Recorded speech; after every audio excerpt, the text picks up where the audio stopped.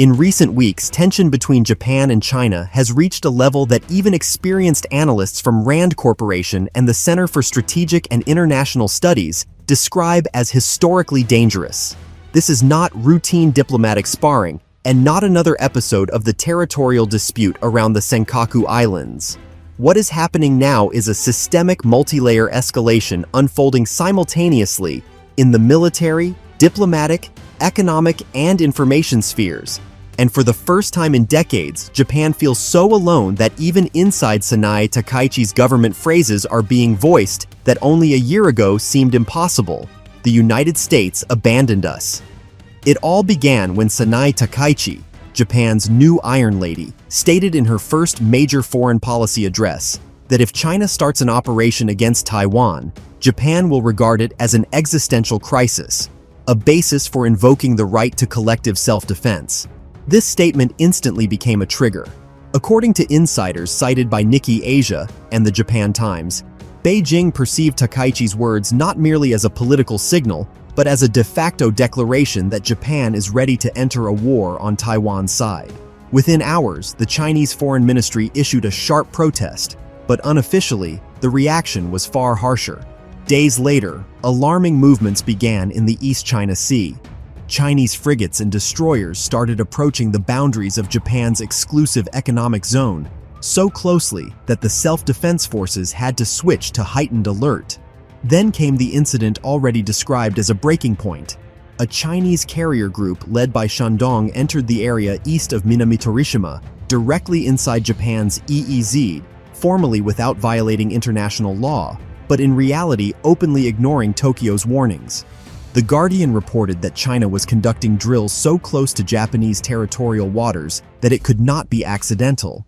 Inside Japan's defense ministry, this maneuver was called a test for braking, and China seems to have achieved its aim. It saw how far Japan is willing to go. The most dangerous part began afterward. According to Reuters and NHK, Chinese aircraft began flying near Japanese airspace, forcing F-15 and F-35 fighters to scramble almost daily. In one episode, the distance between a Chinese H-6 bomber and a Japanese interceptor shrank to 40 meters, critically close. Sources in Japan's general staff said the pilots could practically see each other's eyes. This level of aerial risk is usually seen before wars, not in peacetime. All of this coincided with another spike in tension. China carried out its largest amphibious assault drills in years opposite Taiwan. Satellite images published by the Washington Post and Taiwan's defense ministry showed the movement of amphibious ships, mass training for port seizures, and the construction of temporary fuel depots along the Fujian coast. Experts said openly that China is preparing for an operation. Japan viewed this as a direct threat, but the most surprising element was the reaction of the United States, or rather its absence. According to the Financial Times and Pentagon leaks, the Trump administration is absorbed by its own tariff war with China and domestic economic priorities, and is therefore in no hurry to intervene in the escalation between Beijing and Tokyo. In Washington, the view is let the allies work it out among themselves. For Japan, this sounded like betrayal. Several high-ranking sources cited by Kyodo News reported that at a closed meeting in Tokyo, members of Sanae Takaichi's cabinet openly accused the United States of passivity. "America no longer guarantees our security," said one figure whose name was not revealed, but insiders claim the words came from someone personally close to the Prime Minister. And then came the most explosive development. According to Nikkei, Japan has begun winding down several major purchases of American weapons. These are not symbolic contracts, but multi-billion-dollar procurements. According to unofficial sources, a decision was made to review the purchase of a batch of U.S. missile defense systems and to shift part of the production of F-35 components to Japanese factories, abandoning the American manufacturing cycle. This decision was unprecedented, but according to Professor Hiroshi Ishida of Waseda University, it is the only step Japan can take to show the United States how serious its dissatisfaction is. Japanese defense giants are already stepping in to replace American suppliers. Mitsubishi Heavy Industries, Kawasaki Aerospace, and IHI Corporation are receiving their first major government orders for new missile defense systems, long-range drones, and hypersonic interceptors. Domestic analysts call this the sharpest shift in Japan's defense policy in 70 years. Japan has effectively begun building an independent military-industrial complex, detached from the United States. Moreover, according to Asahi Shimbun, the Cabinet Security Committee is examining the possibility of accelerating the development of a national missile defense system without American contractors. All of this is happening while China intensifies pressure by sea, in the air, and on the diplomatic front.